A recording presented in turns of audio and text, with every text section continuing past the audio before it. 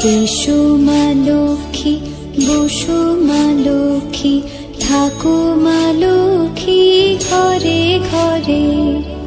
এসো মা লক্ষ্মী, বসো মা লক্ষ্মী, থাকো মা লক্ষ্মী ঘরে ঘরে। গাছে থাকা ফুল ফলার মাঠে সোনার ধান, ও মা গাছে থাকা ফুল ফলার মাঠে সোনার ধান, দুধে ভাতে বেঁচে। নমস্কার বন্ধুরা, শুভ সকাল। তোমাদের সকলকে আমার চ্যানেলে অনেক স্বাগত রইল। আশা করি সবাই খুব ভালো আছো, আমিও খুব ভালো আছি। তো আজকে হচ্ছে বৃহস্পতিবার, এখন সকাল 5টা মতন বাজছে। তো হঠাৎই ঘুমটা ভেঙে গেল। তো ভালোই হলো, ঘুমটা যখন ভেঙেই গেল, সকালবেলায় ঘুম থেকে উঠে এক ক্যারি ব্যাগ ফুল তুলে নিয়েছি। আর আমি তো ফুল ক্যারি ব্যাগেই তুলি, তার কারণ পুজো দিতে একটু দেরি হয়, আর ফুল যেহেতু রেখে দিলে পরে শুকিয়ে যাবে, সেই কারণে ক্যারি ব্যাগে করে তুলে রেখে বেঁধে রাখি, তাহলে ফুলটা ভালো থাকে। তো ফুলগুলো তুললাম, তারপরে চৌকাঠ কেটে জল দিয়ে ছাদে গিয়েছিলাম দাঁত মাজতে। দাঁত মাজাও হলো আর সঙ্গে সঙ্গে তোমার গাছগুলোতে জল দেওয়া হলো। তারপরে এই যে এখন এসেছি রান্নাঘরে। রাতে যে বাসনগুলো ছিল, মানে খাবারের বাসনগুলো ছিল, সেগুলো তো ওই যে বেসিনে রাখা থাকে, তো ওগুলোকে আবার গামলার মধ্যে ভরে নিয়ে গিয়ে কলপারে রাখলাম। তারপরে এই যে বাসনগুলো মেজে ধুয়ে নিলাম। আজকে অবশ্য অল্প কটাই বাসন ছিল। তো যাই হোক, আজকে ছেলের স্কুল আছে 1 ঘন্টা, তো ভাবলাম সকালবেলা যেহেতু ঘুম থেকে উঠেই পড়েছি আর কাজকাম যেহেতু হয়ে গেছে, তো সামনে একটু জঙ্গল হয়েছে, জঙ্গলগুলো কেটে দিই। আর এই জঙ্গলগুলো বাবারে বাবা কি হারে বাড়ে গো। আজকে যদি কাটি তাহলে 7 দিন যেতে না যেতে আবার যে কার সেই। তো জঙ্গলগুলো ঢুকতে না খুব ভয় লাগে, কারণ এখানে না সাপ পোকামাকড়ের খুব অত্যাচার। যাই হোক, সাপ পোকামাকড়ের হাত থেকে বাঁচার জন্য সাপ পোকামাকড়ের কাছে গিয়ে আমাকে কাজ করতে হচ্ছে। তো ওইদিকার গাছগুলো কেটে দিলাম আর এদিককার গাছগুলো হাত দিয়ে উপড়ে ফেলছি। এর আগে কিন্তু গাছগুলো আমি কাটতাম, তো আজকে আবার হঠাৎ করে মনে হলো গাছগুলো একটু উপড়ে দেখি তো উঠছে কিনা। তো দেখলাম বেশ উঠেই পড়ছে, তাই ভাবলাম এগুলো উঠিয়ে দিই। তার কারণ কি বলতো, উঠিয়ে দিলে কি আর হবে না, মানে একেবারে গোড়া থেকে উঠে পড়ছে, আর কেটে দিলে কি গোড়া থেকে আবার তখন বেরিয়ে যায়। সেই কারণে যতটা পারলাম ততটা গোড়া শুদ্ধ তুলে ফেললাম। তবে জানো তো, অনেকে বলে যে মানুষজন দিয়ে এগুলো কাটিয়ে নিবি। তো মানুষজনকে দিয়ে কতবার কাটাবো বলো তো। এর আগে একবার একজনকে দিয়ে কাটিয়েছিলাম, তারপরে একজনকে দিয়ে জঙ্গলগুলো বিষ কিনে এনে পুড়িয়ে দিয়েছিলাম। তারপরে কিছুদিন যেতে না যেতে দেখি আবার বেরিয়ে যায়। তো রোজ রোজ এত মানুষজন কোথায় পাবো, একে ডাকতে ওকে ডাকতেই দিন শেষ হয়ে যায়। সেই কারণে এখন মাঝে মাঝে যখন হাতে টাইম পাই আমি নিজেই করে ফেলি। তাতে হয়তো আমার আবার কিছু টাকা বেঁচেও যায়। আমার বাঁচে না, আমার বরের বাঁচে। এই যে এই জিনিসগুলো যদি লোককে দিয়ে করাতো তাহলে তো তাকে টাকা দিতে হতো, কিন্তু আমি ফ্রিতেই করে দিলাম, এর জন্য কিন্তু আমি টাকা পাবো না। তো যাই হোক, নিজের সংসারের কাজ নিজেকে তো করতেই হবে। তো এদিকে দেখো কি মেঘ করেছে। সকালবেলায় রোদ উঠেছিল, কিন্তু এখন হঠাৎ কোথা থেকে মেঘ চলে এলো। কিন্তু আবার মেঘের সঙ্গে সঙ্গে বাতাসও উঠেছে, তো বাতাস আবার মেঘটা কেটেও গেল। তো স্নান টান করে এই যে এখন রান্না বসিয়েছি, কারণ সকালবেলায় ছেলে স্কুলে যাবে, খেয়ে 1 ঘন্টার জন্য স্কুল হলেও খাইয়ে তো ওকে পাঠাতে হবে। সেই কারণে ধরো ভাতটা বসালাম আর নিচে একটু আলু কেটে নিলাম। তো ওই আলুটা ভাতে দিয়ে দিয়েছিলাম, আর যেসব রান্নাগুলো হবে আজকে সেই সব সবজিগুলো নিয়ে বসেছি এখন কাটতে। তো ঝিঙে পোস্ত হবে বলে ঝিঙেগুলো কাটলাম, আর মিষ্টি কুমড়োটা ভাজা করব বলে মিষ্টি কুমড়োটা কাটলাম। আর এই যে সবজির চুকাগুলোকে ক্যারি ব্যাগের মধ্যে ভরে রাখলাম, গরু এলে তখন গরুকে দিয়ে দেবো খেতে। তো সকালবেলায় ঘুম থেকে উঠলে জানো তো গুছিয়ে কাজ করা যায়, মাথার মধ্যে না কোনো চিন্তা থাকে না। মানে একটু দেরি হলে যেমন চিন্তা করতে হয় কোনটা করব কোনটা করব না, বা এটা আগে করব না ওটা পরে করব, এরকম একটা চিন্তা যেহেতু চলে আসে মাথাতে। কিন্তু সকাল সকাল ঘুম থেকে উঠলে দেখবা বাড়ির সমস্ত কাজও হয়ে যায়, রান্নাবান্নাটাও হয়, আর সময় মতন পুজোটাও হয়ে যায়। সে কারণে জানো তো এখন আমি বেশ সকাল সকাল ঘুম থেকে উঠি। আগে যেমন সকালবেলায় ঘুম থেকে উঠতে ইচ্ছেই করতো না, যদিও বা ঘুম ভাঙতো আবার ঘুমিয়ে যেতাম। আর এখন মনে হয় যে কত সকালে ঘুম থেকে উঠা যায়, মানে যদি পারি তো 4টের সময়তে উঠে পড়বো এরকম মনে হয়। কিন্তু 4টের সময় তো অন্ধকার থাকে, ওঠা যায় না। কিন্তু এখন ওই 5টা 5:30 এরকম টাইমে ঘুম থেকে উঠে পড়ি। তো দেখো ঘুম থেকে উঠেছি বলে আমার সমস্ত কাজকামও হয়ে গেছে, এদিকে রান্নাটাও হচ্ছে, ওইদিকে কিন্তু ঠাকুরের জোগাড়টাও করা হয়ে যাচ্ছে। তো ভাবছি ছেলেকে স্কুলে দিয়ে আসবো, দিয়ে এসে তারপরে পুজোটা করব। 1 ঘন্টার মধ্যে মোটামুটি আমার পুজো হয়ে যাবে, যেহেতু এদিকে আমি কাজকামগুলো আগে সেরে রেখেছি। ঠাকুর ঘরের রান্নাও হচ্ছে আর আমার পুজোও হচ্ছে, দেখছো। তো আজকে সব নিরামিষ রান্নাই করলাম। তো মিষ্টি কুমড়ো করলাম, ওইদিকে তোমার ঝিঙে পোস্তটা করলাম, পটল ভাজলাম, আর বাকি আছে ডালটা ছোকা। তো ডালটাও মুগের ডাল করছি, তো মুগের ডালটা ওইদিকে সেদ্ধ করা হয়ে গেছে। তো দেখো মুগের ডালটাও ছুঁকে নিলাম। তো দেখেছো 10টার মধ্যে কিন্তু আমার রান্নাবান্নাও হয়ে গেল। ছেলেকে ঘুম থেকে তুলে স্কুলে নিয়ে যাওয়া বাকি আছে। তো ছেলেকে ঘুম থেকে তুলে তারপরে ওকে খাইয়ে ধুইয়ে স্কুলে দিয়ে আসলাম। তো এই বিছানার চাদরটা সকালবেলায় কেচেছিলাম, তো মেলা হয়েছিল না, কারণ ওইদিকে ধরো ঠাকুর ঘরে কাজ করছিলাম, তারপরে রান্নাঘরে কাজ করছিলাম, একসঙ্গে আর একা হাতে কোন দিক সামলাবো বলো। তো সেই কারণে স্কুল থেকে এসে আমি ওই যে বিছানা চাদরটা ছাদে মেলে দিয়ে আসলাম। তো আজকে জানো তো শাড়ি পরতে খুব ইচ্ছে করছিল, তো সেই কারণে দেখো লাল রঙের শাড়িটা বের করলাম। আর আলতা পরতেও খুব ইচ্ছে করছিল, মাঝে মাঝে জানো তো আমার না বউ সাজতে খুব ইচ্ছে করে, সেই কারণে মাঝে মাঝে দেখবা একটু মোটা করে সিঁদুর পরি, তারপরে বড় বড় টিপ পরি, লাল শাড়ি পরি, বা একটু আলতা টালতাও পরি।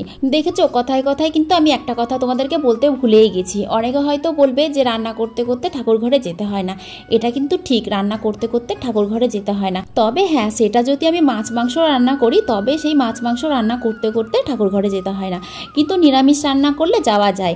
এটা আমি বড়দের কাছ থেকে শিখেছি বলেই কিন্তু আমি ঠাকুর ঘরে গিয়েছি, ঠাকুর ঘরে কাজও করেছি আর আমি রান্নাটাও করেছি। তো আজকে যেহেতু আমার সমস্ত রান্নাবান্না নিরামিষই ছিল, সেই কারণে ধরো আর কিছু মনে হয়নি। আর করেছি বলতে ঠাকুর ঘরটা মুছেছি, আর তোমার ঠাকুরের বাসনগুলো মেজেছি, আর ওই যে ঠাকুরগুলো পরিষ্কার করেছি। তো ঠাকুরগুলো আমি রান্না করার আগেই পরিষ্কার করেছি, শুধু ভাতটা বসিয়েছিলাম তার আগে, তারপরে ঠাকুর ঘরে এসে ঠাকুরগুলো মুছে টুছে তারপরে গিয়ে সবজিপাতিগুলো রান্না করেছি। তো যাই হোক, অনেক গল্প তোমাদের সঙ্গে করে ফেললাম। তারপরে এই যে এখন এসেছি ঠাকুর ঘরে পুজো দিতে। যাই হোক, পুজো দিব বলে ছেলেকে স্কুলে রেখে একটু গিয়েছিলাম মিষ্টির দোকানে, তারপরে কিছুটা মিষ্টি নিয়েছি, আর তোমার গেছিলাম ফলের দোকানে, ফল নিয়েছি, আর ফুলের দোকানে গিয়ে ফুল নিয়েছি। বাজার টাজার করেই কিন্তু স্কুল থেকে বাড়ি এসেছিলাম। ওই আমার একটা সুবিধা হয়েছে জানো তো, এমনিতে তো বাড়ি থেকে যেতে কোথাও ইচ্ছেই করে না, তো ওই যে ছেলের স্কুলের বাহানায় আমার একটু বাড়ি থেকে বেরোনো হয়, আর বেরোনো হয় বলে একটু ধরো ঘুরতেও পাই, তারপরে এই যে নিজের ইচ্ছে মতন একটু বাজার করতেও পারি। তো সকালবেলায় আমি যখন ফুল তুলছিলাম, সাদা ফুলগুলো, পাশের বাড়ির একটা বউ দেখলাম এই জবা ফুলগুলো তুলছিল। তো বউটাকে বললাম আমাকে আবার একটা ফুল দিও তো, জবা ফুল। তো আবার আমাকে দুটো ফুল দিয়ে গেল। তো যাই হোক, ফুল দুটো আমি আবার ভোলে বাবাকে দিলাম। তো এবার হয়তো অনেকে বলবে যে ভোলে বাবাকে জবা ফুল দিতে হয় না। তো জানো তো, আমি মনে করি কি যে ঠাকুর তো কোনো দিন নিজে মুখে এসে বলেনি যে আমাকে এই ফুল দিও না, কি আমাকে ওই ফল দিও না। এগুলো কিন্তু মানুষের একটা সৃষ্টি, মানে মানুষই নিজে থেকে এগুলো একটা সৃষ্টি করেছে যে এই ঠাকুরকে এই ফুল দিতে হয় বা ওই ঠাকুরকে ওই ফুল দিতে হয়। তো যাই হোক, আমার কথাটা শুনে কেউ কিছু মনে করো না, আমি তো শুধু আমার মনের কথাটাই বলেছি। আর এটাও বলে দিই যে আমি ভোলে বাবাকে কেন মানে জবা ফুল দিই আর কি। তো ভোলে বাবার পাশে কিন্তু মা পার্বতী থাকে, তাই তো। আর শিবলিঙ্গ মানে আমরা সবাই জানি যে ভোলে বাবা আর মা পার্বতীর হচ্ছে একটা অংশ।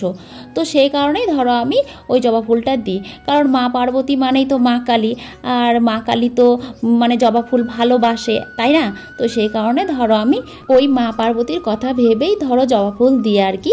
ভোলে বাবার জন্য দিই না, ওটা মা পার্বতীর জন্য দিই। আর ভোলে বাবার জন্য ওই যে সাদা ফুল দিই, কারণ ভোলে বাবা সাদা ফুল পছন্দ করে।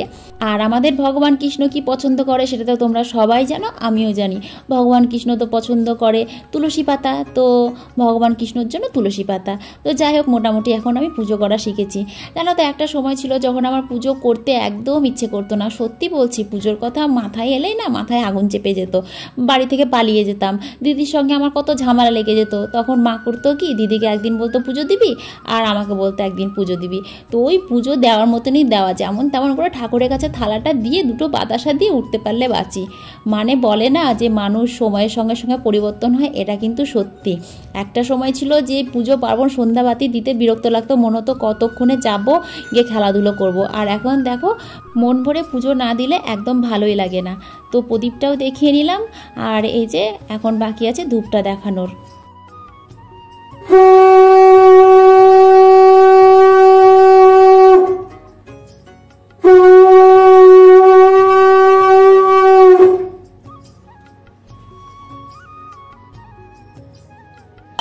শঙ্খ তো 3 বার বাজাতে হয়, তাই তো, কিন্তু আমি বাজিয়েছি 2 বার। আসলে তা না, আসলে জানো তো আমি 3 বারই বাজিয়েছি, কিন্তু কি হয়েছে, প্রথম বাজানোটা মানে রেকর্ড হয়নি, আর তৃতীয়টা হয়েছে। তো যাই হোক, এই যে তুলসী তলায় জল ঢাললাম, আর ঠাকুর ঘরটা একটু মুছে নিলাম, কারণ এই পুজো দিতে গিয়ে ধরো একটু ফুল টুল পড়েছে, তারপরে জল পড়েছে। তো ঠাকুর পুজো দিয়ে এই যে এখন প্রণাম করে নিচে গিয়ে এখন ছেলেকে যাবো আনতে। তো আজকে না এই শাড়ি পরে স্কুলে চলে গেছিলাম ছেলেকে আনতে। আসলে পুজো দিতে 12:30 বেজে গেল, আর 12:30টাতে ছেলে ছুটি ছিল, তাই ভাবলাম যে আজকে শাড়ি পরে গিয়ে ছেলেকে স্কুলে নিয়ে আসি। তো শাড়ি পরলেও দোষ, শাড়ি না পরলেও দোষ। তো শাড়ি পরে গিয়েছি বলে সেই এক একজনের এক এক রকমের কথা। কেউ বলছে নতুন বউ লাগছে, কেউ বলছে যে আজকে তোমাকে মামা লাগছে। মানে কি বলবো, সবাই যেন চমকে গেছে। আসলে যারা এখন শাড়ি কম পরে তারা হঠাৎ করে একদিন শাড়ি পরলে না এরকমটাই করে। তো আমার বান্ধবীরা যদি এখন কেউ হঠাৎ করে কেউ শাড়ি পরে আসে, তো আমিও সেম তাই বলবো যে কি ব্যাপার আজকে শাড়ি পরে এসছো, বা আজকে তোমাকে এরকম লাগছে দেখতে, এরকম লাগছে দেখতে। তো বাইরে বাবা গুগলে চিৎকার চেঁচামেচি, আমার মনে হয় বলো দিলবাড়া থেকে চিৎকার করছে। দেখেছো কি আওয়াজ, বিরক্ত ধরিয়ে দেয় এই ভুলু জানো না। তাই গ্রিল বারান্দায় শুয়ে থাকবে, রাস্তাতে কুকুর যাবে দেখবে আর ভুকভুক করবে।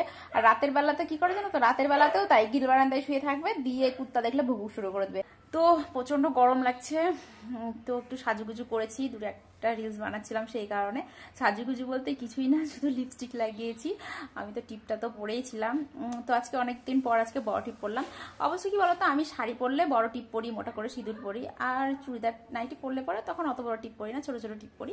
আসলে যখন যেমন তখন তেমন সাজতে আমি বেশি ভালোবাসি।